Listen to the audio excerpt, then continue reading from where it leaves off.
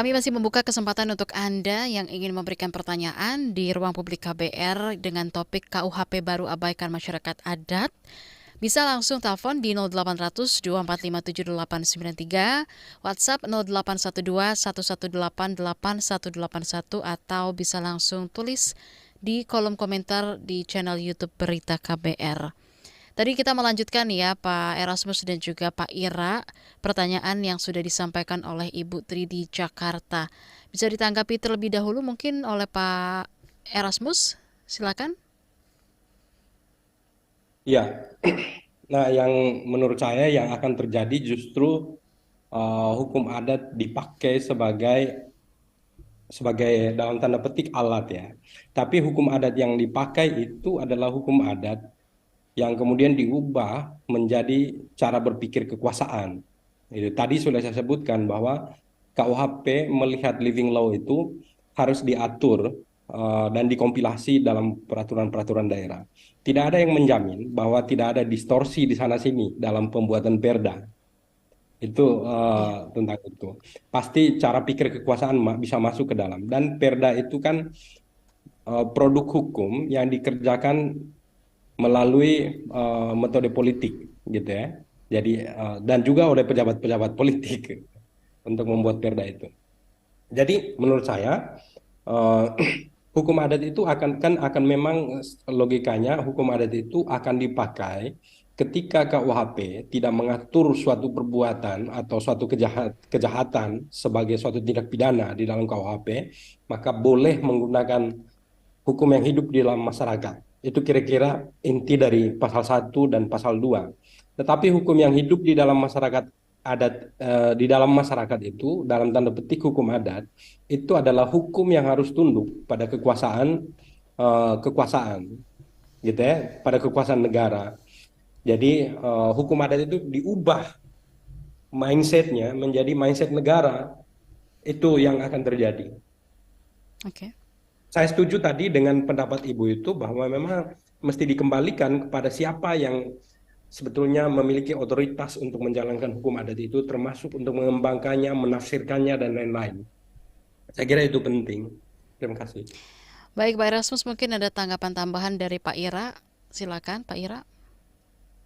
Ya, kalau tidak salah, pada zaman kolonialisme dulu, sehingga muncullah hukum adat oleh Van Vollenhoven dan Terhar dan sebagainya. Eh, Katanya nih, mungkin mohon maaf kalau mohon dikoreksi. Justru hukum-hukum adat pada masa itu dihormati, gitu ya, diberikan ruang katakanlah. Hmm, Makanya ada konteks itu dan sampai sekarang juga saya kira para ahli hukum lawyer yang mengaitkan pada konflik-konflik kasus adat selalu menggunakan pendekatan teori-teori dari situ. ya. Nah, pertanyaannya sekarang, kenapa menjadi negara menjadi abai terhadap eksistensi hukum adat, hukum yang sudah jauh ada sebelum ada negara, gitu kan? Bahkan di sini negara lebih aware kepada hukum agama. Bukan berarti ingin Hmm, menegasikan antara hukum adat dengan hukum agama. Saya kira di negara kita hukum-hukum agama sudah begitu diberi ruang yang cukup luas sampai ya. ada pengadilan agama dan segala macam. Bagaimana dengan pengadilan hukum adat yang saya kira bukan masalah harus diunifikasikannya, tetapi justru keragamannya itu yang harus diberikan ruang oleh negara. Sehingga saya kembali tadi punya pemikiran, ya penguatan kelembagaan adat inilah yang harus diberikan ruang oleh negara, gitu ya. Jadi Hmm, otonomi daerah sesungguhnya adalah bagaimana memberikan ruang perlindungan negara, seperti halnya negara menjamin kemerdekaan tiap penduduk ya. untuk apa namanya, untuk hidup dengan budayanya, untuk hidup dengan eksistensi mereka sebagai kodrat yang memiliki akar-akar budaya termasuk hukum adatnya.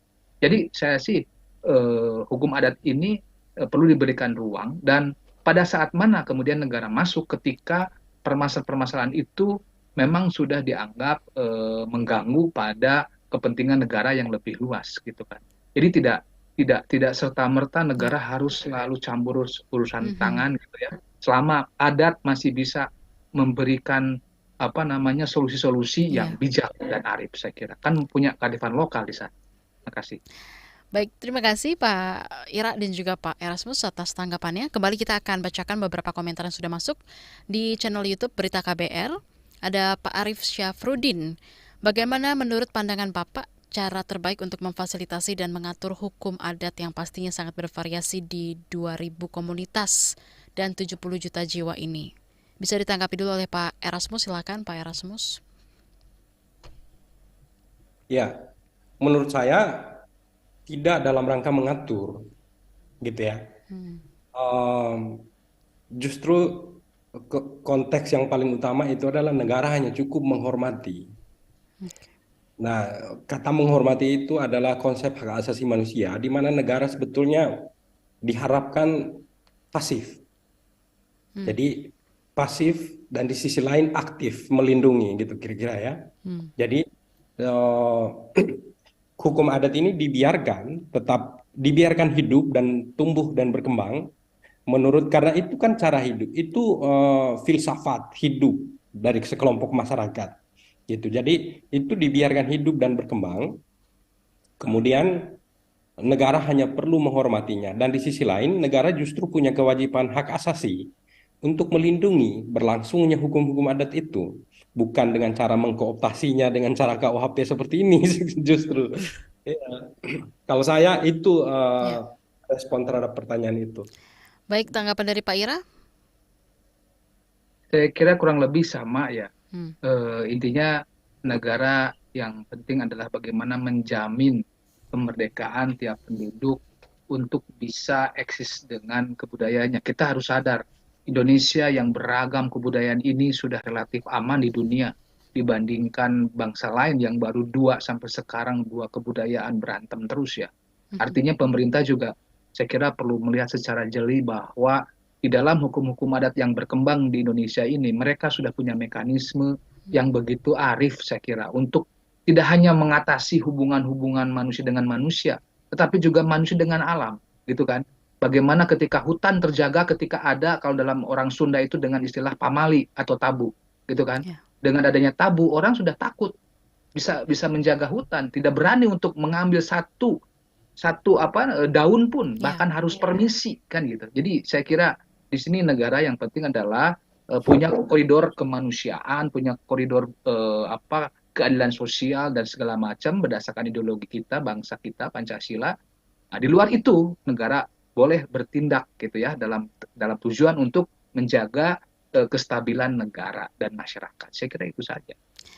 Baik, kita lanjut lagi dari Mas Doniel.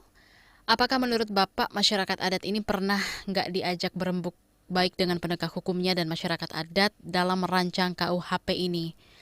Gimana tanggapan dari Pak Erasmus nih, Pak?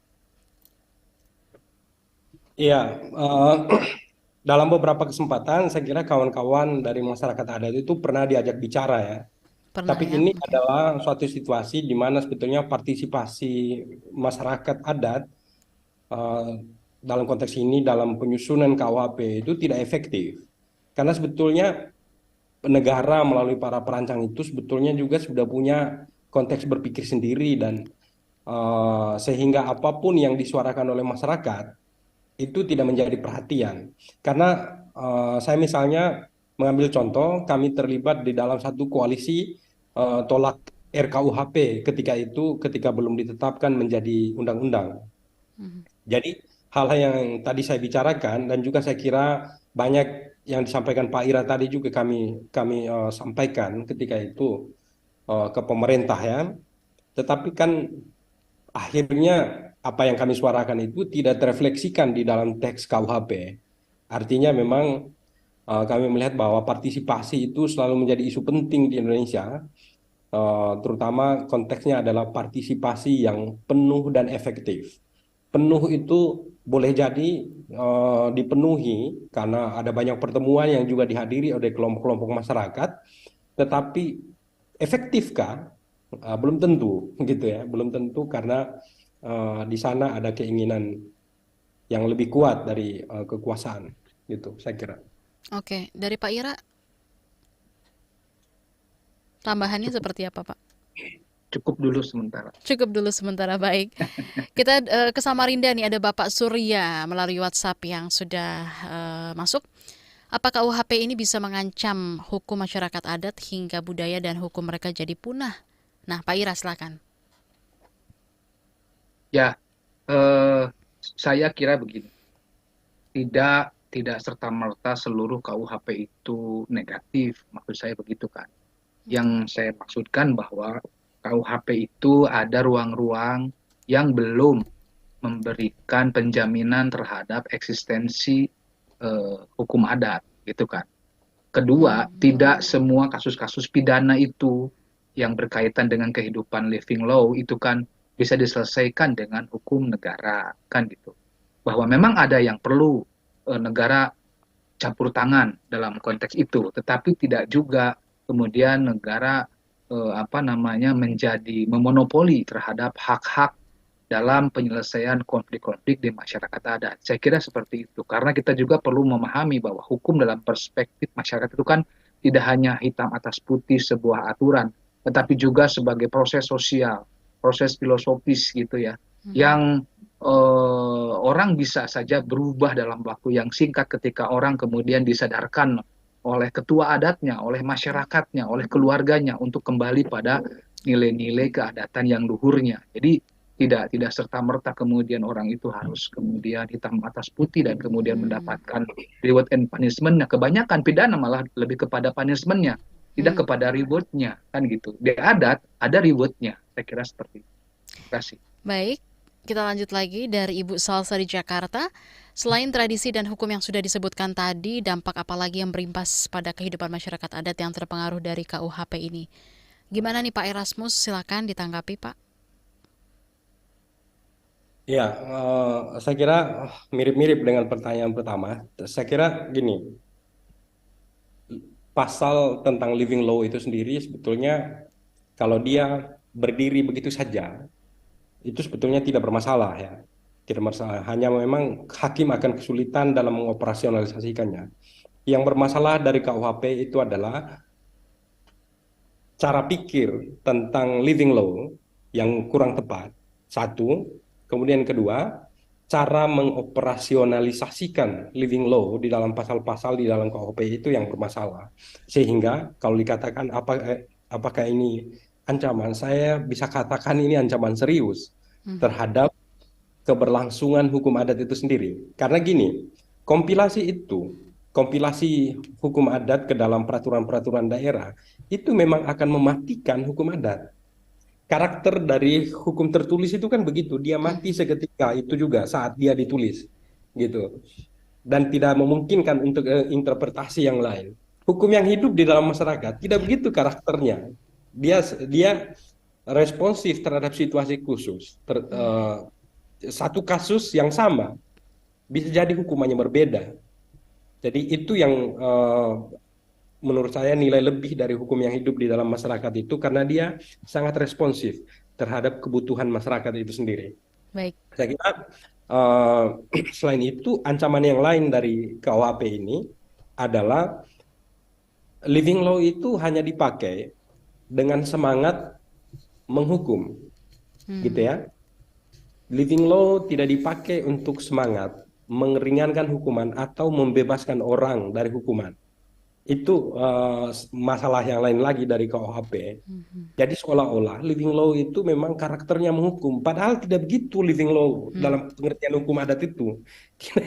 Dia itu kan sebetulnya memperbaiki relasi yang sudah rusak di dalam masyarakat itu dengan cara musyawarah mufakat, dengan cara lain-lain ya. Kesepakatan Saya bersama kira ya Pak ya, bukan hanya menghukum saja terus-menerus. Iya, saya kira itu. Baik Pak Erasmus dan juga Pak Ira, nanti kita kembali lanjutkan. Mungkin ada beberapa pertanyaan juga yang belum sempat dibacakan, kita akan lanjutkan kembali setelah pesan-pesan berikut ini. Tetaplah di Ruang Publik KBR.